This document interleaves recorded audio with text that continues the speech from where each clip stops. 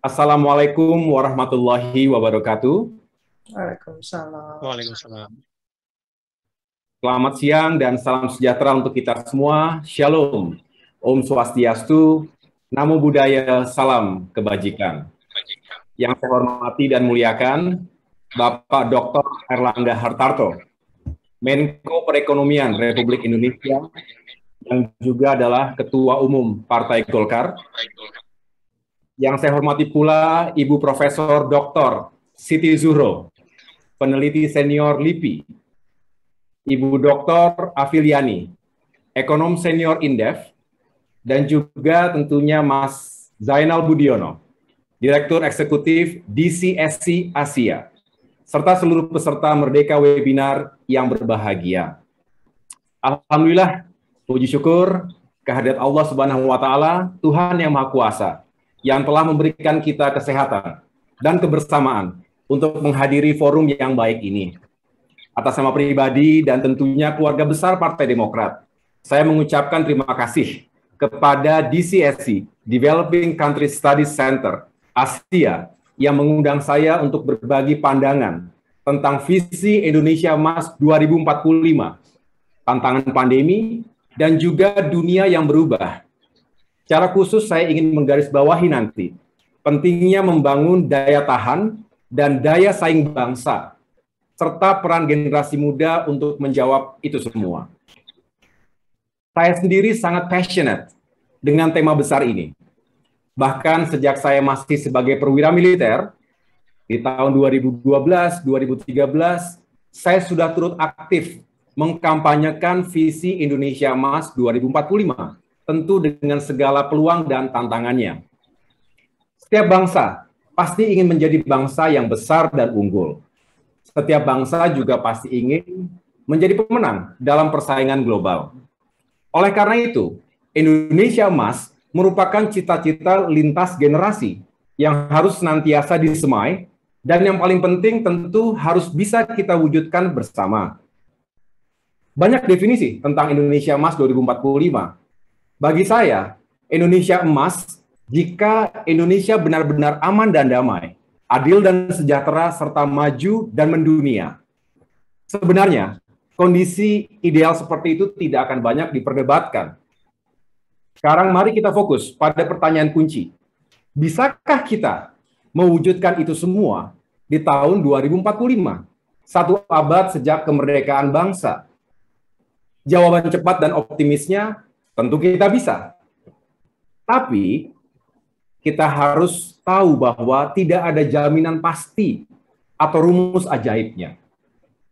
Jika membaca sejarah dunia, tadi Mas Zainal Budiono sudah sedikit mengupasnya. Ini juga seperti yang saya sampaikan minggu lalu ketika diundang oleh CSIS untuk menyampaikan pidato kebangsaan, mewakili generasi muda dan juga saya sebagai Ketua Umum Partai Demokrat berbicara tentang masa depan kita semua Indonesia Emas 2045. Sekaligus saya menggunakan sejumlah ilustrasi. Dan kini sedikit saya ulangi bahwa Amerika Serikat, the only superpower in the world, ternyata di usianya yang ke-100 masih jauh dari kata emas. Di era 1870-an, bangsa itu masih berupaya bangkit dari kehancuran pasca Civil War, perang saudara yang sangat luar biasa, dahsyat, antara negara-negara bagian utara dan selatan.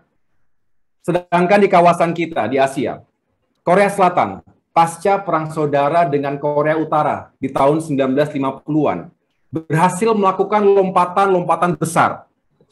Hanya dalam kurun waktu 5 dekade, Korea Selatan menjelma sebagai salah satu negara maju yang disegani, dari mulai militernya, ekonominya, teknologinya, hingga kekhasan budayanya, yang berhasil diekspor ke berbagai penjuru dunia. Saya lihat cukup banyak anak muda di sini, peserta webinar Merdeka, tentu tidak asing dengan K-pop, drakor, juga kuliner khas Korea. Produk-produk berkelas dunia juga kita gunakan sehari-hari, dari mulai gadget kita, smartphone kita, AC, mesin cuci, sampai dengan kendaraan. Banyak produk unggulan dari Korea Selatan. Nah kembali, bisakah kemudian Indonesia melakukan lompatan serupa, transformasi serupa dengan Korea Selatan tersebut? Kalau targetnya tidak bergeser, artinya kita punya waktu sekitar 24 tahun lagi. Bukan waktu yang panjang dalam ukuran sejarah bangsa. Tetapi seharusnya Indonesia bisa. Seharusnya kita optimistis. Where there is will, there is way. Apalagi jika kita menyadari bahwa kita punya berbagai kapasitas dan potensi untuk mewujudkan Indonesia Emas di tahun 2045. Pertama, dari aspek yang bersifat intangible. Indonesia memiliki DNA pejuang. Darah pejuang mengalir di tubuh bangsa kita. Dengan segala keterbatasan senjata dan sumber daya, para pejuang kemerdekaan kita berhasil mengusir penjajah dari bumi pertiwi. Dalam perjalanan selanjutnya, Indonesia juga berhasil selamat dari berbagai ujian kebangsaan dan krisis besar, baik yang mengancam kedaulatan dan keutuhan NKRI, maupun yang menggoyahkan sendi-sendi politik, ekonomi, dan sosial dalam tatanan kehidupan bermasyarakat, berbangsa, dan bernegara. Bukan hanya lulus ujian, tapi kita sebagai bangsa dapat terus melakukan koreksi diri, juga perubahan-perubahan yang mendasar. Sedangkan dari aspek yang bersifat tangible, kita bersyukur karena Indonesia adalah negara yang memiliki banyak keunggulan. Paling tidak di kawasan Asia Tenggara, Indonesia merupakan negara dengan luas wilayah, kekayaan sumber daya alam, dan jumlah populasi terbesar. Bahkan, jumlah penduduk kita terbesar keempat di dunia. Terlebih ketika banyak negara di dunia mengalami demographic decline and aging population. Indonesia saat ini justru sedang menuju masa puncak demografinya, demographic dividend, di tahun 2030-an, di mana hampir 70% penduduk kita akan berusia produktif. Namun, semua keunggulan komparatif itu sifatnya sementara. Tidak juga bisa langsung dikonversi menjadi keunggulan kompetitif bangsa. Kita tahu, kekayaan alam kita sifatnya tak terbatas. Bumi kita juga makin sesak, panas, dan di sana-sini semakin banyak terjadi kerusakan ekosistem yang mengganggu keseimbangan alam. Sedangkan jumlah populasi yang besar justru menghadirkan tantangan dan permasalahannya tersendiri. Jika kita tidak mampu mengelola dan mempersiapkannya dengan baik sebagai motor pembangunan bangsa. Saudara-saudara sekalian yang saya hormati, pada tataran yang lebih luas, dunia kita juga terus berubah dengan cepat di abad 21 ini. Sekitar 6 tahun yang lalu, saya membaca sebuah buku berjudul Leadership 2030 yang memproyeksikan 6 megatrends atau 6 tren perubahan besar di dunia yang patut kita uji dan antisipasi bersama. Di antaranya adalah Globalization 2.0, di mana akan terjadi perubahan dan pergeseran kekuatan ekonomi dunia dari Amerika Serikat dan Eropa, negara-negara maju barat, ke Tiongkok, dan sejumlah developing and emerging markets lainnya di Asia, termasuk Indonesia. Perubahan geopolitik ini juga patut untuk kita cermati dan kita antisipasi bersama. Sedangkan tren lainnya adalah environmental crisis, di mana akibat bertambahnya penduduk bumi akan terjadi kelangkaan sumber daya alam yang berpotensi pada terjadinya gesekan, bahkan konflik antar bangsa dalam memperebutkan sumber-sumber energi tak terbarukan, juga sumber pangan dan air bersih. Diperburuk dengan dampak dari global warming and climate change. Selain krisis bumi dan lingkungan hidup, masyarakat dunia juga dipaksa untuk dapat terus beradaptasi dengan perkembangan ilmu pengetahuan dan teknologi yang begitu cepat dan dramatis, khususnya di bidang informasi dan komunikasi, serta kemajuan dalam nanoteknologi dan bioteknologi. Sebenarnya, pada setiap masa, selalu hadir pemimpin-pemimpin visioner dan para ahli futurology yang mencoba membaca tren perubahan dan kemajuan dunia beserta segala peluang dan tantangannya. Suatu pekerjaan yang tidak mudah dan sederhana. Tapi menurut saya, banyak yang bersifat common sense. Prinsipnya sangat logis, bahwa kompetisi di abad 21 ini dijamin menjadi semakin sengit dan kompleks. Namun, jika sukses beradaptasi, maka sebenarnya banyak peluang bagi bangsa-bangsa di dunia, termasuk kita, termasuk Indonesia, untuk melakukan lompatan-lompatan transformasi menjadi bangsa yang maju, makmur, dan sejahtera dengan peradaban yang tinggi. Sebaliknya, jika kita tidak siap, gagal beradaptasi, dan tidak mampu mengikuti perkembangan zaman, maka bersiaplah kita menjadi penonton, menjadi pecundang, bahkan di negeri kita sendiri. Yang konstan hanyalah perubahan. The only constant is change. Yang pasti adalah ketidakpastian. The only thing that is certain is the uncertainty of our future. Kita tentu bersyukur pada tahun 2008, hanya satu dekade pasca krisis multidimensi dan reformasi nasional, Indonesia masuk ke dalam klub elit G20, beranggotakan 20 negara dengan ekonomi terbesar di dunia. Sejak saat itu sebenarnya, banyak lembaga internasional termasuk World Bank, Goldman Sachs, and PricewaterhouseCoopers yang memprediksi Indonesia di tahun 2045 akan masuk ke tataran 10 besar, bahkan 5 besar ekonomi dunia, dibarengi dengan tingkat kesejahteraan rakyat yang jauh semakin baik dibandingkan kondisi saat ini. Tentu, itu semua merupakan prediksi yang menggembirakan, but nothing should be taken for granted. Untuk mewujudkannya dibutuhkan kerja keras dan terpenuhinya prasyarat-prasyarat fundamental lainnya. Di antaranya, ekonomi kita harus bisa tumbuh secara positif di sekitar angka 6% setiap tahunnya. Sedangkan kita tahu, untuk bisa menjaga pertumbuhan ekonomi yang tinggi, dibutuhkan iklim yang sehat dan ekosistem pembangunan yang kondusif. Di saat kita sibuk untuk terus berbenah, dan di saat kita terus berupaya untuk membangun negeri, pandemi COVID-19 menghantam kita semua. Pandemi global ini benar-benar menjadi disrupsi dahsyat di abad 21 yang tidak terbayangkan sebelumnya. Semua bangsa di dunia gagap menghadapi ini. Karena memang tidak banyak pemimpin, ahli futurologi, dan lembaga-lembaga dunia yang mampu memprediksinya jauh-jauh hari. Juga tidak banyak buku rujukan tentang masa depan, termasuk yang saya baca tadi, yang menyatakan bahwa pandemi global menjadi salah satu megatrend serius yang harus kita antisipasi bersama. Itu mengapa? Sebenarnya sejak awal pandemi COVID-19 masuk ke Indonesia tahun lalu, kita, termasuk kami Partai Demokrat, tidak pernah menyalahkan negara. Namun tentu wajar, setelah berjalan selama sekitar 1,5 tahun, kita semua berharap pemerintah bisa semakin menghadirkan progres yang signifikan, perbaikan yang benar-benar bisa dirasakan oleh rakyat. Semua elemen bangsa dan seluruh warga negara memiliki kewajiban dan hak yang sama untuk berkontribusi dan menjadi bagian dari solusi, termasuk dengan menyampaikan pandangan, masukan, dan kritik yang konstruktif. Ini negeri kita sendiri. Kalau bukan kita, lalu siapa lagi? Semoga para pemimpin, pemerintah, baik pusat maupun daerah, para wakil rakyat, dan segenap stakeholder utama dalam penanganan pandemi dan pemulihan ekonomi rakyat ini sudi dan sabar untuk mendengarkan suara hati rakyat yang kini hidupnya sangat sulit. Karena agenda kepentingan kita sama, yaitu kita ingin pemerintah sukses, rakyat selamat, dan negara segera bangkit dari krisis. Pasca gelombang kedua pandemi, memang kita merasakan kondisinya sedikit membaik. Jumlah yang terpapar menurun. Namun, angka kematian akibat COVID sebenarnya masih cukup tinggi setiap harinya. Tidak ada yang lebih berharga dari nyawa manusia.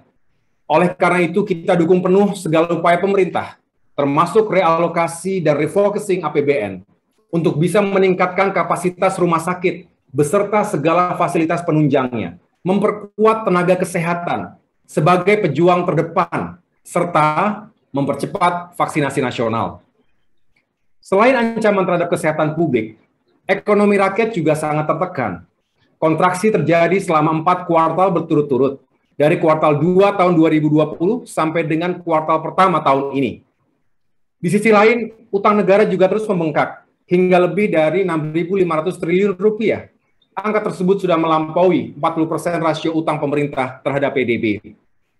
Kendati kita melihat ekonomi tumbuh 7,07% di kuartal 2 tahun 2021 ini, namun pertumbuhan itu belum dirasakan langsung oleh rakyat. Daya beli rakyat dan konsumsi rumah tangga juga masih lesu. Angka pengangguran, kemiskinan, dan ketimpangan yang tinggi juga masih menjadi tantangan terbesar kita saat ini.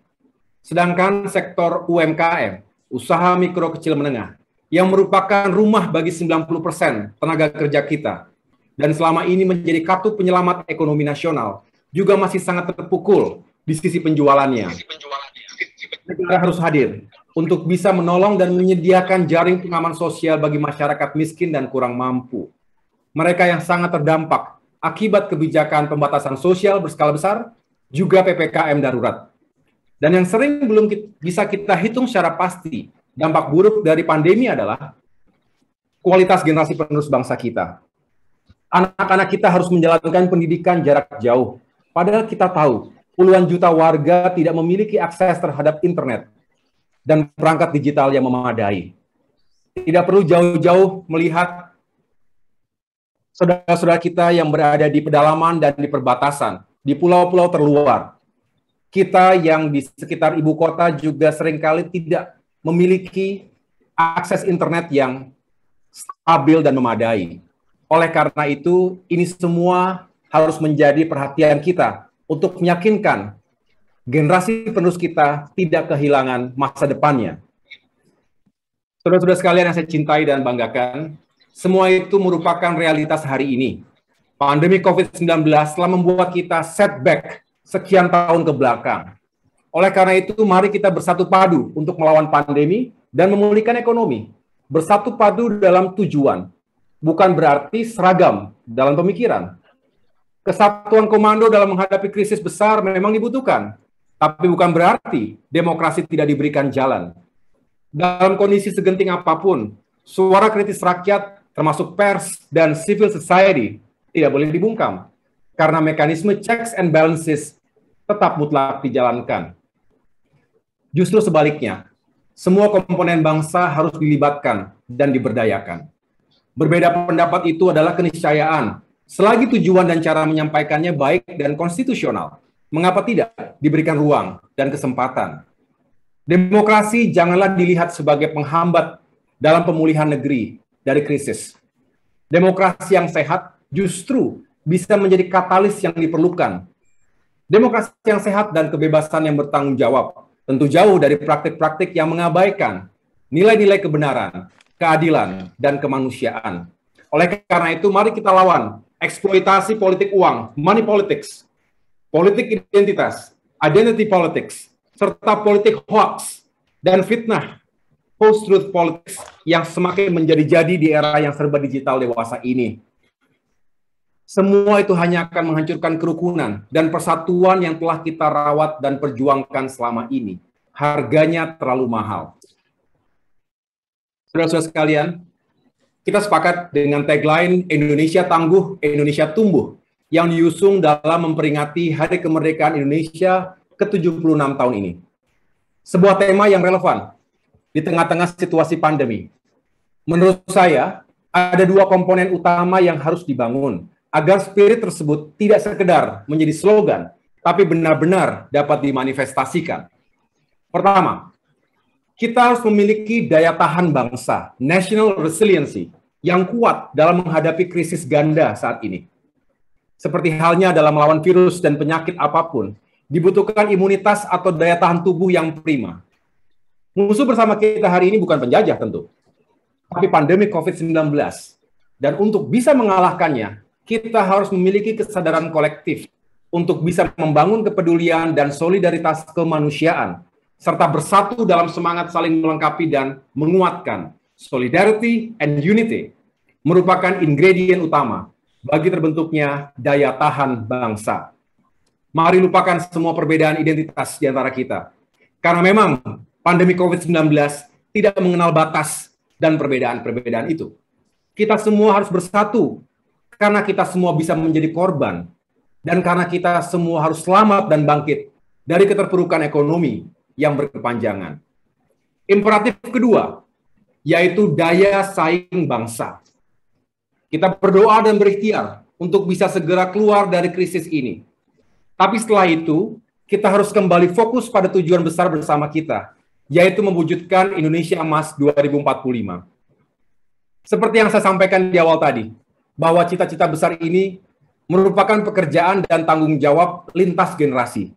Dibutuhkan kepemimpinan yang visioner, kepemimpinan yang mempersatukan, juga kepemimpinan yang mampu melipat gandakan segala kapasitas dan potensi yang dimiliki oleh bangsa ini, terutama sumber daya manusianya.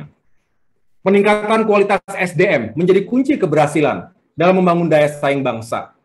Bonus demografi tidak berarti apa-apa tanpa bonus kualitas. Belajar dari sejumlah negara maju di dunia, ternyata pembangunan aspek manusia melalui pendidikan, pelayanan kesehatan, dan peningkatan kesejahteraan yang berkeadilan jauh lebih bernilai dibandingkan dengan pembangunan serba benda semata. Manusia yang cerdas, berkarakter, dan berintegritas terbukti mampu menjadi game changer, menjadi history maker bagi sebuah bangsa, bahkan yang serba terbatas sumber daya alamnya.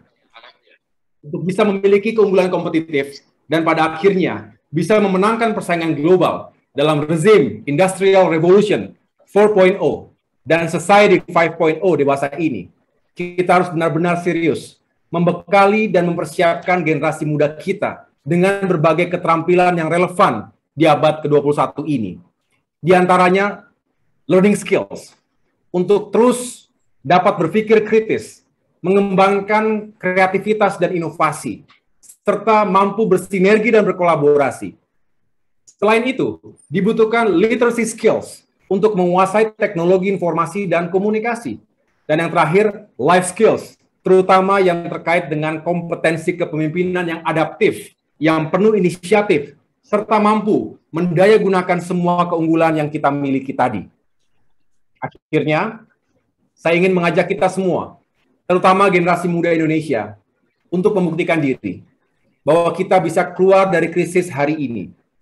Buktikan bahwa muda adalah kekuatan, kekuatan dalam pemikiran dan tindakan. Buktikan bahwa muda punya waktu, punya energi, dan punya keberanian. Keberanian untuk mengoreksi status quo dan keluar dari zona nyaman. Buktikan bahwa dengan daya tahan dan daya saing bangsa, kita bisa menjawab peluang dan tantangan zaman. Melakukan perubahan-perubahan dan lompatan-lompatan besar untuk mewujudkan Indonesia Emas 2045. Indonesia yang kita cita-citakan bersama. Indonesia yang benar-benar aman dan damai, adil dan sejahtera, serta maju dan mendunia. Insya Allah, kita bisa. Terima kasih atas perhatiannya. Bersama kita kuat, bersatu kita bangkit.